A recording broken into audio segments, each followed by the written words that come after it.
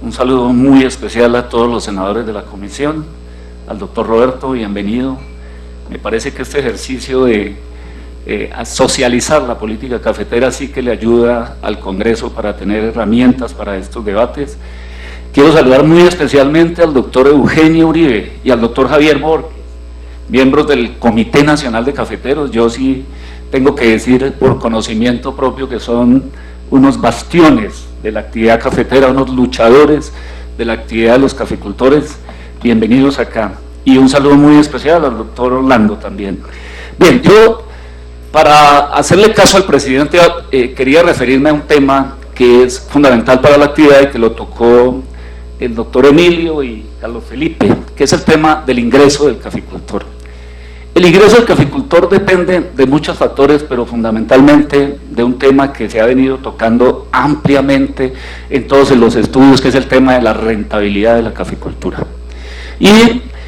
porque uno entiende que el ingreso del caficultor tiene que mejorar fundamentalmente a partir del mejoramiento de la productividad y de la rentabilidad de la caficultura. No hay presupuesto público que resista un ejercicio de subsidios permanentes a la actividad cafetera o a cualquier otra actividad del sector agropecuario. Ese ejercicio se tiene que complementar haciendo un esfuerzo muy grande en el mejoramiento del negocio, fundamentalmente del negocio y de la rentabilidad del negocio, que es en últimas el que le va a permitir a los caficultores permanecer en la actividad. No creo yo que haya una manera distinta de garantizar la sostenibilidad de la caficultura si no se encuentra un camino para la rentabilidad para los pequeños y para los medianos productores. Y voy a tratar de mirar un poco lo que ha venido pasando en los últimos años en esa materia. Nosotros venimos, que no se nos vaya a olvidar, de una producción de 7.8 millones de sacos, quizás una de las más bajas de los últimos 20 años. Y hoy nos dice aquí Carlos Felipe, con las cifras que nos muestra, que estamos hoy, vamos a llegar a 14.5. Es decir, en un periodo de 5 años, 6 años, doctor Roberto, no sé si me equivoque, vamos a doblar la producción cafetera de forma muy significativa. Eso significa que se han hecho algunos esfuerzos en materia de rentabilidad, porque todo lo que voy a mencionar apunta a la rentabilidad de parte de la federación enormes. Por ejemplo, el tema de la productividad física de la caficultura. Cuando estábamos en 7.9 hablábamos de 10.2 cargas de café por hectárea. Hoy estamos en 14.5 y las últimas cifras de la federación, doctor Roberto, usted me corrige, dice que estamos cercanos a 15 cargas por hectárea. Es decir, estamos haciendo un enorme esfuerzo en materia de mejoramiento de la productividad física, condición básica para el mejoramiento de la rentabilidad del negocio. Segundo, se han hecho unos enormes esfuerzos en materia de comercialización. Basta con mencionar las medidas que el Comité Nacional tomó desde el año pasado y que se vienen incrementando hoy y que van a permitir, por ejemplo, mejorar los precios de la pasilla, como quiera que se lideraron las exportaciones de café para café distintos de calidad tipo federación, lo cual le va a permitir a todos los productores nacionales que trabajan en el mercado de los coproductos, en el mercado de las pasillas, mejorar significativamente su ingreso por la vía de la introducción de un comprador nuevo a ese mercado, que es fundamentalmente el comprador que viene del mercado internacional. Algunos dicen, yo no tengo los estudios, pero creo permanentemente en lo que nos mencionan, que eso va a significar un aumento de los precios de los coproductos cercanos al 8 o al 10%, como quiera que esos coproductos también son algo así como el 10% total de la producción. Tercero, nosotros hemos visto con muy buena, digamos, con muy buenos ojos el tema del crecimiento del valor agregado en las actividades cafeteras, no solamente en lo que concierne al tema de Juan Valdés, sino lo que tiene que ver con la producción de cafés especiales. La federación hoy exporta 2.1 millones de sacos y de esos 2.1, 1 millón de sacos aproximadamente llevan valor agregado. Ese valor agregado en últimas significa un mejoramiento del ingreso, como quiera que a los productores que están certificados bajo esos sellos de cafés especiales se les da una bonificación adicional que de alguna manera contribuye al mejoramiento de sus ingresos y al mejoramiento de la actividad cafetera. Digamos que uno ve que la federación viene haciendo un esfuerzo muy grande en esa materia. Es muy importante hoy que, por ejemplo, los productores de café pequeños pueden hacer exportaciones vía express, vía muy rápida, si se quiere, de cafés hasta 60 kilogramos de café verde, por compañías de estas que hacen servicios de entrega internacional con una cuantía de hasta $5.000, que es una cosa que permite abrir las posibilidades de comercialización en el país, que le permite a los pequeños cumplir ese viejo sueño que tienen, dada la segmentación que ha habido hoy en el mercado internacional, de poder poner su producto, sus lotes en algunos nichos específicos de mercado donde esos cafés se venden a precios muy importantes y muy significativos, y uno diría que eso va a ayudar también a mejorar el ingreso del productor y va a ayudar a mejorar un poco sus condiciones de comercialización. Y si uno revisa hoy cómo está el tema del registro de exportadores, uno encuentra que la simplificación de los trámites que ha hecho la Federación es absolutamente importante. Eso hay que decirlo, porque uno escucha con mucha facilidad mucha crítica al tema de la comercialización que hace la Federación, y a veces por debajo de esa crítica general no examina uno al detalle lo que ha venido pasando en esa materia. Hoy una persona se puede inscribir como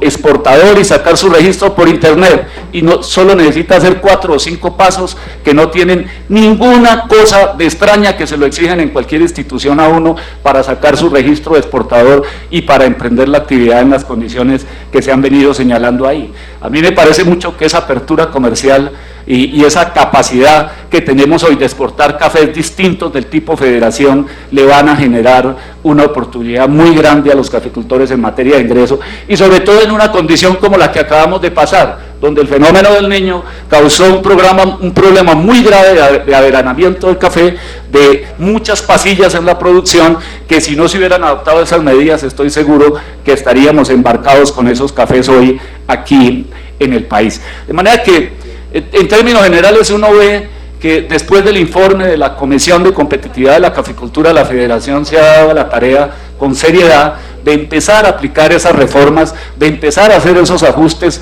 en la institucionalidad que, bien estamos seguros, van a contribuir de una forma muy específica a eso que nos va a permitir que esa preocupación que todos han mencionado acá sobre la posibilidad de que la gente se quede en la actividad cafetera y en general en el sector rural, pues sea una realidad. Pero hay un fenómeno que nos preocupa enormemente a nosotros, y es la competitividad depende del esfuerzo que haga el productor y sus instituciones, y aquí hemos tratado de mencionar lo que viene haciendo los productores y lo que viene haciendo la Federación en esa materia, pero yo me temo mucho que el gobierno, ministro, en esto sí se ha quedado supremamente corto. Nosotros tenemos hoy unos informes claros sobre el tema del desarrollo rural. En el año 2010 salió el informe del PNUD que hablaba específicamente, se lo dedicó al sector rural, se llamaba Sector Rural, Razones para la Esperanza. Recuerdo yo mucho que el presidente Santos recibió personalmente ese informe, y ahí, en el año 2010, ya nos daban un campanazo sobre la necesidad de ajustar la política del sector agropecuario a la posibilidad de incorporar ese sector como un sector estratégico para el desarrollo del país. Ese informe se recibió, seguramente algunos lo leyeron, pero hasta el momento no vemos todavía que se estén implementando las acciones en la materia. Como por si fuera poco, el gobierno contrató el estudio de la misión rural que dirigió el doctor José Antonio Campo y que se entregó en días pasados en un foro muy importante que hubo en la Universidad de La Salle, y en ese documento también nos señalan qué es lo que debemos hacer para enrutar ya no solamente al sector cafetero, sino a todo el sector rural, por una senda de posibilidades de desarrollo que permita hacer realidad algo que todos estamos esperando. Primero, que se haga justicia con ese sector desde el punto de vista social. Segundo, que se reconozca que ese sector es estratégico para la competitividad del país, es fundamental para el desarrollo del país y para el futuro crecimiento del país. Y tercero, que ese informe nos indica además las acciones de política pública que se deben hacer y que se deben implementar para poder salir por ese camino lo más pronto posible y poder enrutar el sector como efectivamente lo habíamos diciendo. Hay insumos suficientes. Adicionalmente, nos entregaron los resultados del Censo Nacional Agropecuario, ministro, y ese censo nos descubre unas realidades distintas que teníamos en el sector agropecuario. Tenemos 1.2, 1.3 millones de siembras de lo que tradicionalmente creíamos, pero tenemos unos datos muy preocupantes en esa materia que no vemos que se resuelvan, ministro. El acceso al crédito para los productores es absolutamente insignificante, los niveles de capitalización del campo no alcanzan al 15%, tenemos serios problemas en la concentración de la tierra, tenemos enormes dificultades en el tema de las vías terciarias, tenemos grandísimos problemas en materia de vivienda rural, tenemos enormes problemas, ya no tanto referido al tema cafetero, pero sí a los otros sectores en materia de comercialización de los productos agropecuarios. Tenemos enormes dificultades que nos señala el censo, nos señala la misión rural, nos señala el informe del PNUD y algunos informes específicos que se han hecho sobre algunos sectores.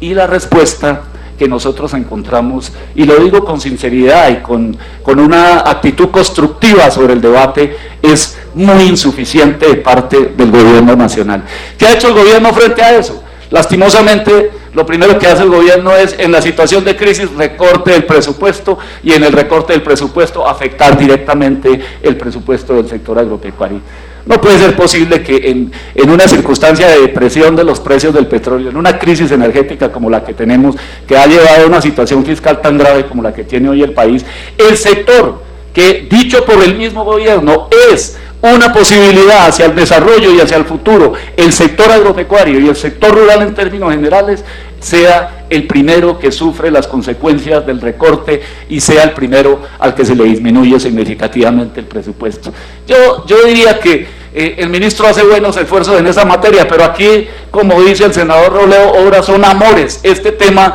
del desarrollo rural, viniendo del atraso en que venimos, viniendo de la postración social en la que estamos, pues seguramente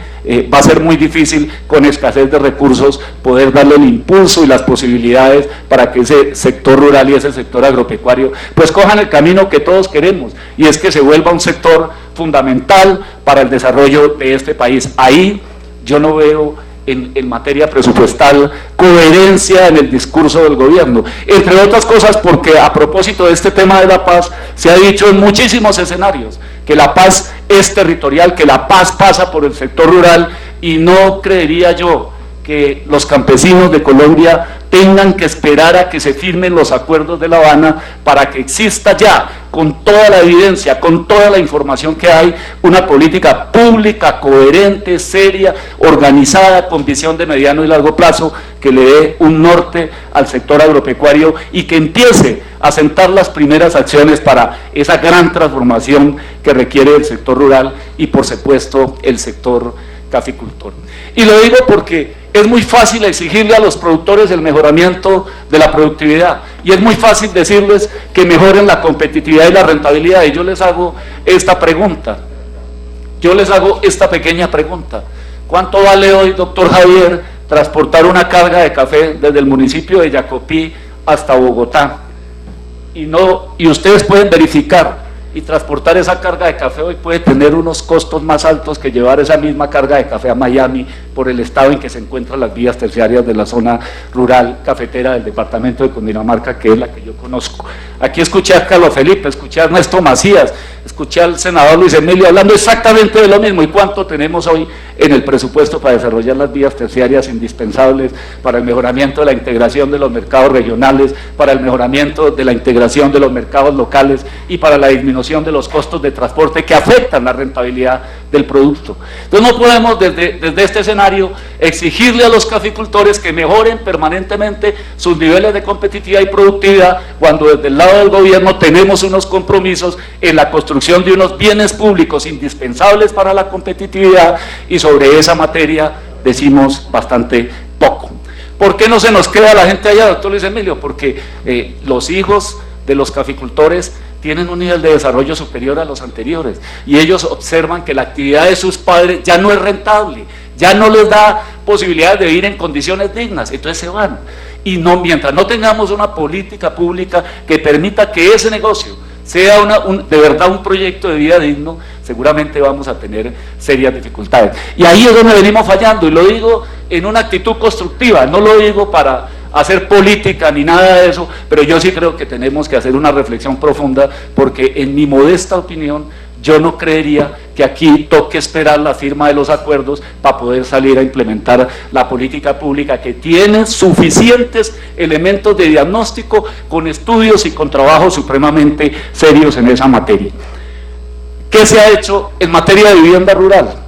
Y ustedes miran el esfuerzo que hace el ministerio, que se lo avalamos, se lo reconocemos, pero ese es un esfuerzo supremamente marginal si se compara con las políticas que tiene el gobierno en materia de vivienda para los sectores urbanos de este país. Ahí hay que hacer un gran esfuerzo, porque otro de los problemas que tiene la gente es que no tiene dónde vivir, ministro. Si usted va aquí al municipio de San Cayetano, a 1 hora y media de Bogotá, usted encuentra que el 70% de las viviendas de allá están viviendo con piso en tierra, y encuentra que el 70% de esas viviendas no tienen unidad sanitaria, y estamos a 1 hora y media de Bogotá. Imagínese lo que podrá pasar en las regiones más apartadas del país. Eso es una cosa que le preocupa a uno enormemente. Hay que resolver el tema de crédito, porque aquí hay buenas experiencias en materia de crédito, y no lo voy a decir porque yo pertenezca a este partido, sino porque la evidencia lo muestra. En el año 2008, pese a todo lo que se haya dicho sobre el programa Agroingreso Seguro, ahí se creó una línea de crédito que se llama Permanencia, Sostenibilidad y Futuro de la Caficultura, que ha sido el instrumento más valioso que ha tenido los caficultores para lograr el programa de renovación que les ha permitido llegar hoy a 14.5 millones de hectáreas y a renovar algo así como 500.000 hectáreas en un periodo de 5 años. Esa es una política consistente. Pueden decir lo que quieran, pero aquí está el señor gerente de la federación que no me deja mentir sobre la utilidad de esa línea de crédito y sobre la manera como fue concebida. 40% ICR para los pequeños, 2 años de periodo de gracia, tasa del DTF -1 para los pequeños, +1 para los medianos y +2 para los grandes, posibilidades de renovación de las hectáreas, todas por siembra, no hubo renovación por soca, sino por siembra. Por eso hoy la federación tiene un parque cafetero nuevo, y la federación y los caficultores tienen un parque cafetero resistente a los problemas de las plagas, porque ahí hubo una innovación muy importante en la introducción de la variedad Castilla, que le ha permitido tener resistencia a plagas como la roya. Entonces, yo sí haría un llamado muy especial, muy respetuoso, a que este gobierno entienda de una vez por todas que el sector rural, que el sector agropecuario no puede ser solamente un discurso para efectos de la paz, no puede ser una justificación para efectos de la paz. La paz se ha vuelto como